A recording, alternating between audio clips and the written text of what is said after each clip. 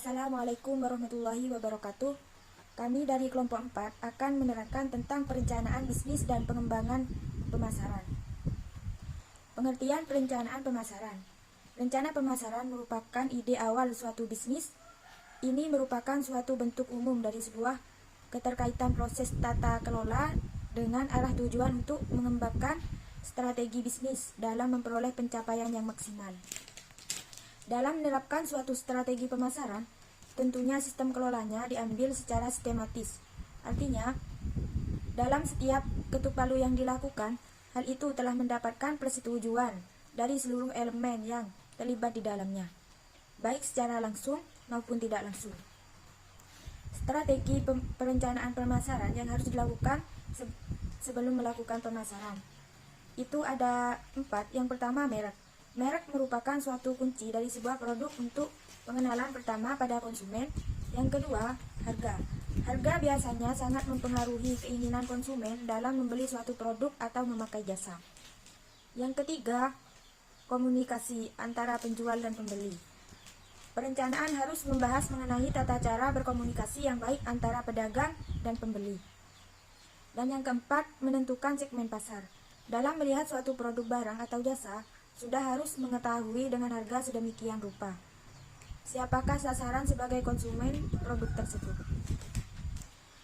Menyusun rencana pemasaran itu ada 3. Yang pertama, lakukan analisis situasi. Yang kedua, tujuan sasaran harus terbentuk. Yang ketiga, menyusun strategi program berkelanjutan. Lakukan analisis situasi, yaitu utamanya adalah membentuk analisis SWOT. Yang kedua, tujuan serta sasaran harus terbentuk, yaitu setelah analisis SWOT terbentuk, maka selanjutnya membentuk sebuah tujuan marketing dan membidik target pemasaran. Yang ketiga, menyusun strategi dan program berkelanjutan, yaitu setelah tujuan dan target telah dibentuk, maka langkah akhir yang harus dilakukan adalah membuat sebuah strategi dan program. Tujuan dari rencana pemasaran. Nah, tujuan dari rencana pemasaran yang pertama yaitu mengetahui dan memperbanyak informasi mengenai perubahan pasar beserta kompetitor. Nah, yang kedua yaitu menciptakan sebuah hubungan dan jaringan kerja yang lebih luas. Dan yang terakhir yaitu sebuah bentuk penyesuaian bisnis. Itu bagian dari tujuan rencana pemasaran. Nah, selanjutnya di sini saya akan menjelaskan manfaat dari rencana pemasaran. Ada banyak manfaat yang akan diperoleh sebuah organisasi bisnis jika menerapkan rencana pemasaran yang baik. Karena hal ini menjadi sesuatu yang sangatlah penting dalam menunjukkan sebuah organisasi bisnis, yaitu jadi perlu diperhatikan bahwasanya marketing memiliki kesetaraan dengan produk atau layanan yang disajikan. Nah, ada beberapa poin penting manfaat sebuah marketing plan, yaitu yang pertama, tentu saja memberikan arah pemasaran yang lebih berkualitas.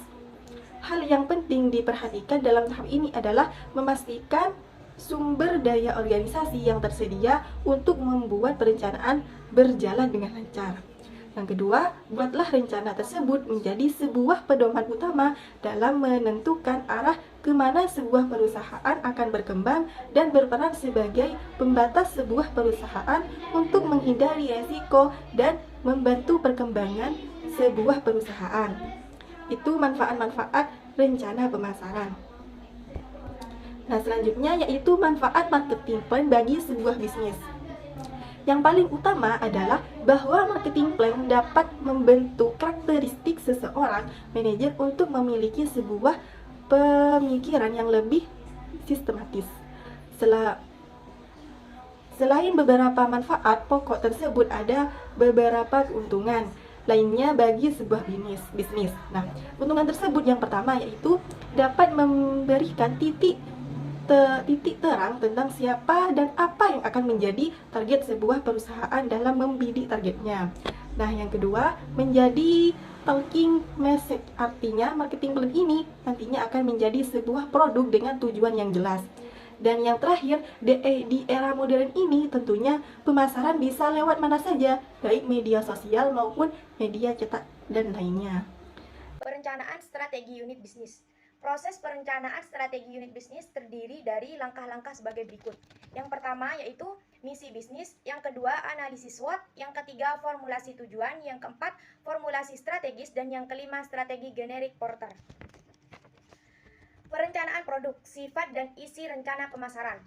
Rencana pemasaran adalah dokumen tertulis yang meringkas apa yang telah dipelajari pemasar tentang pasar dan mengindikasikan bagaimana perusahaan berencana menjangkau tujuan pemasarannya.